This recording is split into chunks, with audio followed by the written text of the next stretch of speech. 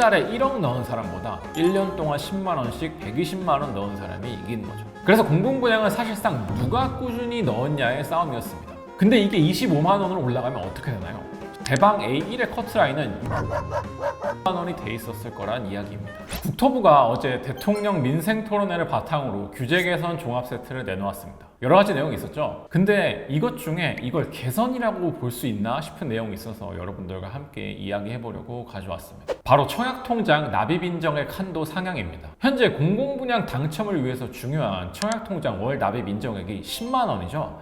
이걸 25만 원으로 올리겠다고 발표했습니다. 국토부 보도자료 한번 읽어보겠습니다. 83년부터 유지되어 온 청약통장 월 납입금 10만 원 인정 한도도 그간 가구소득 상승 등을 고려해 월 25만 원으로 상향하여 통장 가입자가 청약통장 소득공제 300만 원 한도 혜택 등을 최대한 누릴 수 있도록 지원한다. 부동산, 특히 공공분양에 관심 없는 분들이 쓱 읽으면 통장에 저축 많이 하고 연말에 소득공제 많이 받겠네, 좋겠네 하실 수 있는데 그것만 있는 게 아니죠. 많은 분들이 노리는 공공분양, 일반 공급은 어떤 기준으로 뽑나요? 저축 총액이 많은 순으로 당첨자를 선정하죠. 40제곱 이하는 물론 납입 횟수를 보지만 물량이 대부분 40제곱보다는 넓게 나오죠. 그래서 저축 총액이 중요한데 이 총액이 무작정 돈 많이 넣어놨다고 이기는 게 아닙니다. 매달 인정되는 액수가 있어요. 그게 10만 원이었습니다. 그러니까 한 달에 1억 넣은 사람보다 1년 동안 10만 원씩 120만 원 넣은 사람이 이기는 거죠. 그래서 공공분양은 사실상 누가 꾸준히 넣었냐의 싸움이었습니다.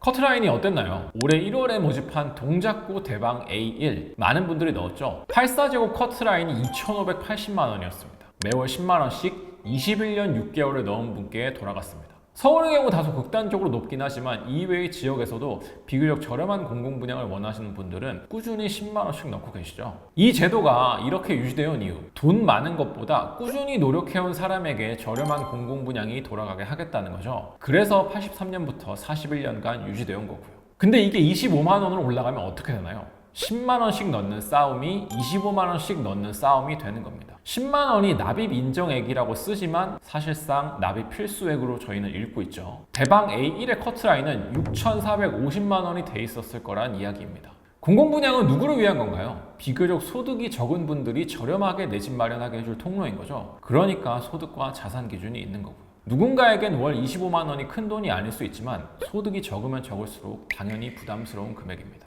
2.8%밖에 안 되는 금리를 눈 감아주고 넣는 것도 꾸준히 넣다 보면 언젠간 나한테도 기회가 돌아오겠지라는 생각으로 매달 10만 원씩 넣은 건데 25만 원이 되면 분명히 격차가 생기게 될 겁니다. 아무리 소득공제 혜택이 있다고 한들요. 10만 원 하던 희망 고문이 25만 원짜리 희망 고문이 된 겁니다.